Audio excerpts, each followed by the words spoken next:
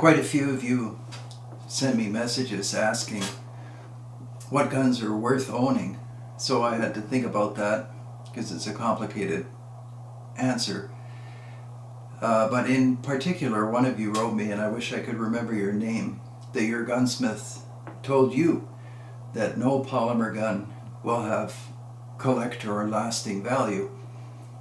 I'm not sure that's entirely correct, especially for handguns, but I generally have to agree that rifles with wood stocks and blued steel, I mean, they may not hold their zero the way the more recent guns hold their zero, but I think it's fair to say that for collector value, wood stock is an integral part of the value. It was at one time a living thing, and that kind of adds a dimension to the meaning of firearms, which obviously transcends the materials that make or comprise a firearm. Anyway, I don't want to become too poetic or anything like that, but today we'll look at what I call rifles that are of fundamental value that you younger hunters and shooters are asking me about, and I love hearing from you because these are capital starved times for a lot of people. There's not a lot of money around, no matter how much they print money. It seems that young people don't have much money. It's a very unfair time in let's call it the evolution of capitalism. So this request for a video on practical, no-brainer hunting guns was very welcome. So, I mean, first off, if you're going to spend money on something, you may as well spend money on something that has a current value, a current use, and then a future value. And I think it's safe to say, just based on how these polymer guns are changing hands, they're changing hands strictly on utility value, like a hammer. They're quite accurate, but there's no collector value. There's generally no sentimental value. So we'll focus on the guns that I knew when I was younger, and I'll start out with Lee Enfield Jungle Carbine. These used to be, you may find it hard to believe, these used to be all over the place. Mark V Jungle Carbine. I think this one's complete. It's hard to find them complete.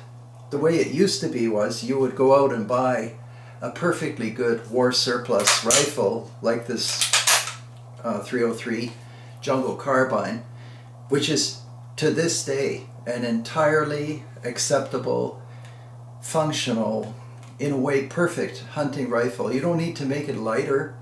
Maybe it doesn't look like a Remington 700 or a Winchester Model 70, but I mean, I've hunted with these in my teen years, and I never felt disadvantaged or that somehow I needed a better rifle. Maybe sometimes you think of a telescope, but I start with this one just because I want to reach a conclusion, which I'll tell you later. So that's the way they came. I think that's military issue, 10 round magazine, and then people would take this rifle for whatever reason and they would turn it into something like this, which is also, I double check myself because I make so many mistakes on these videos. This is the same rifle, but obviously the wood has been changed and it's been kind of sporterized and there's some kind of different magazine. But I mean, this is one slick handling rifle. The 303 British really doesn't give up much of anything to the 308 or the 30-06. It's capable and excellent. You can generally tell if it's been modified, by looking at the sights and things like that. Did I shoot this one at the range? Actually, I think I fired both of these, and you won't miss anything with these sights out to 200 yards, and with a little practice a lot further than that. It has 5-round magazine. So in terms of no-brainer hunting rifles, this is not a Carcano, this is not anything unusual. You can go get 303 British just about any place where the British Empire once was.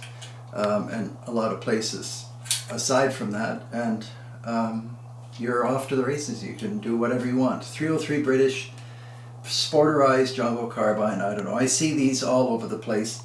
Maybe somebody wants a premium for them now, and it's ironic they're taking guns like this and turning them back into the original jungle carbine, finding the wood and returning them to their original military state. So that's for sure a no-brainer. If you just have a couple $100 and you want to head out into the wilderness, take one of these. In fact, we had a race in the studio. I was telling the people we should film this for YouTube. We tried the Lee Enfield, the Mauser, the Krag, the Springfield. I had Springfields out here, and I realized I can't put this on the table for the video because Springfields are not no-brainer hunting rifles anymore. They're too expensive. I wanted to keep the price down for you young shooters and hunters that don't have the big bank accounts. So this is one way to go. And then I thought, if I'm putting the jungle carbine on the table, original or modified, and the originals are getting ridiculously pricey, so you'll probably end up getting a modified one. These still go for a couple $100 or less. And this is a Mark III, I think. And you usually can tell them by the bolt head. Again, I paint with a broad brush and make mistakes, but I'm an imperfect being. The Mark IV is fantastic as well. I usually peek down the bore, but I don't really care if the bore is perfect or not. You'd be shocked how well rifles shoot, even with worn bores. But yeah, great rifle. And actually, these tend to be more comfortable to shoot simply because of the longer barrel. The 303 British is no slouch, as you probably know.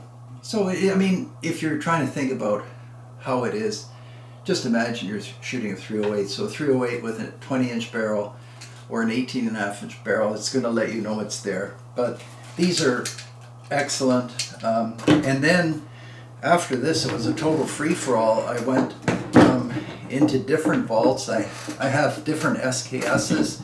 This one, somebody went to all kinds of lengths. Like, this is a beautiful sporter stock.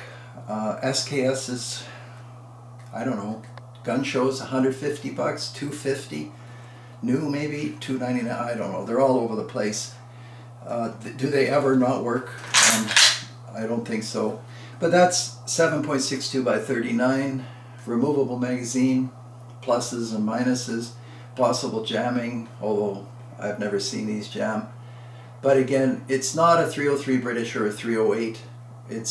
It limits you. But nevertheless, if you want to just buy something and go hunting, and you don't want to buy a Hagen or a Browning or any of these, which they're all going over $1,000. And like I said, you know, what's happening is we're creating so many products, millions of them, and they have relatively little future value. These have current value and continue to go up because they're not being made. The guns that were being dumped after the Second World War were very common then, but now they're very uncommon, which leads me to the Krag, which is another favorite of mine. This is actually a Krag carbine, but it doesn't matter, you'll get the point. And in our race to see which action was the fastest, the Krag actually worked beautifully and was very quick. It's got a cool loop here on the trigger guard, and you Krag experts will know what this all means. I had a few people talk to me about this particular gun. The neat thing with this one is the bore is virtually like flat new. It's beautiful. And of course, feeding these is so easy. You just dump rounds in here. You don't even need to think about it, which makes you wonder why they abandoned it. And of course, they abandoned it because it was too expensive to make. This one's in 6.5 by 55, so maybe it's not the prettiest gun. Who cares, really, practically speaking, whether there's checkering, somebody did something with this buttstock, it's too delicate. But I've fired this gun lots of times. It hasn't cracked. This is just, the bolt has only one locking lug, but who cares? It works beautifully. So another no-brainer I'll get a scolding, I'm sure, after you watch this, because there are guns I'm not thinking of, but sometimes Remington 721s, 722s if they're beat up, Savage 99s if they're beat up, those are no-brainers. These used to be really cheap. This is a Spanish 7x57 carbine. I went to a match once, not with this one, I shot another one, and just an informal thing, and this rifle in 7x57 was more accurate in several hands than any other rifle. And I often encourage that, rather than having a competition, make it seem like accuracy is attached to the shooter. We would switch the rifles around to see which rifle was the most accurate in the hands of most shooters, and these are fantastically accurate. I should have had the Swedish Mauser, but at least I remembered to mention it. You can also get Mauser 98s and 8x57. You can get Husqvarnas. All of those for young people are perfectly fine hunting rifles. So these things that I show you, high-end guns, that's just because I'm interested in guns. It actually doesn't add up to all that much. I couldn't leave out this. You'll be shocked, it's a polymer stock, but this is one of those Polish Mosin Nagants, which apparently are the best in terms of quality or something. It's got a nice small receiver ring, very slick operation. You know, you have to reach a little forward on the Mosin, but I never had a big issue. This one I fired, lovely rifle, and this one I got for almost nothing because somebody milled off the lug for the bayonet. Bore flat new, nobody used corrosive ammo, excellent, couple $100, shoot for a lifetime, no problem. If you want to get fancier, this is a Parker Hale Midland. This one's not a couple $100 just because of the condition. It's a Springfield 03, got a derivative action. I was told that there were a whole bunch of Springfield bolts left over, and so Parker Hale cobbled together these rifles somehow. I'm not sure what the exact story is, but 30-06. It's hard to find them like this. This was purchased in 1960 or something and then stored in a closet. Wonderful rifle. But I thought I'd show you these because Parker Hales are just historically undervalued. No one knows why. Just pick up one of those. But if they're too pricey, like I said, any of these, and in 10 years you can sell them for more. We're printing more and more money. Oh yeah, a couple of you wrote me, just because you know my main business is finance, asking about inflation. So I'll just speak quickly. If somebody made 100 million 303 Lee Enfields, what do you think that would do to the value of each Lee Enfield? Logic, right? The price is going to go down because there are so many Lee Enfields. If they made them, that's what's happening with currencies. They're being debased around the world, partly COVID, partly a few other things. But all that adds up to is inflation, and things of value appear to go up in value. So somebody showed me a catalog from 1960 something. Rifles were $150. Those rifles now on the used market are around $900. I should pull that out. So that gives you an idea. You really never lose money on guns unless you sell too soon. Anyway, that's a footnote. What else did I want to show you? Oh yeah, my steadfast. Never go wrong buying a Husqvarna. Look, somebody carved some. I guess that's, hunter's success marked into the stock. So, whole bunch of things thrown in there. And this is kind of a different video for sure. If somebody said pick one of these, and I guess I'm reaching the conclusion, I would pick a 303. They're just bulletproof and they seem to age very well. There's something about the amount of powder and the bore diameter. The barrels don't really show their age. Sometimes they have cordite burns, but it doesn't matter. They still work extremely well. And then the final thing in this mishmash is, some of you asked me about Canada, Actually, quite a few people asked me about Canada. So I thought, well, what can I say? So fantastic country, like absolutely fantastic. Great people. If you've traveled at all, and I guess I've traveled quite a bit, you'll see that you'll learn that cities are, of course, different from place to place. But cities are cities. And Canada has its wonderful cities, Toronto, Vancouver, and so forth. But that's not what makes Canada special. What Canada has is the wide open places.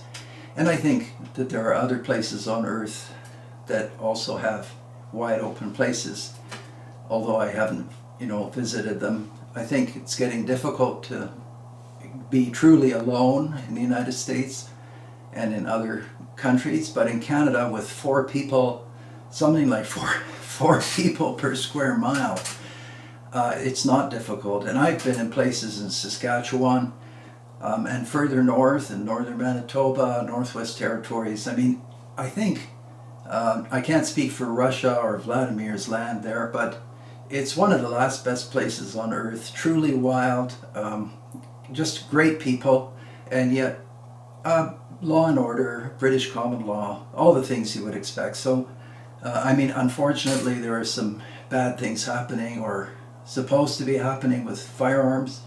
And naturally, it's a big country.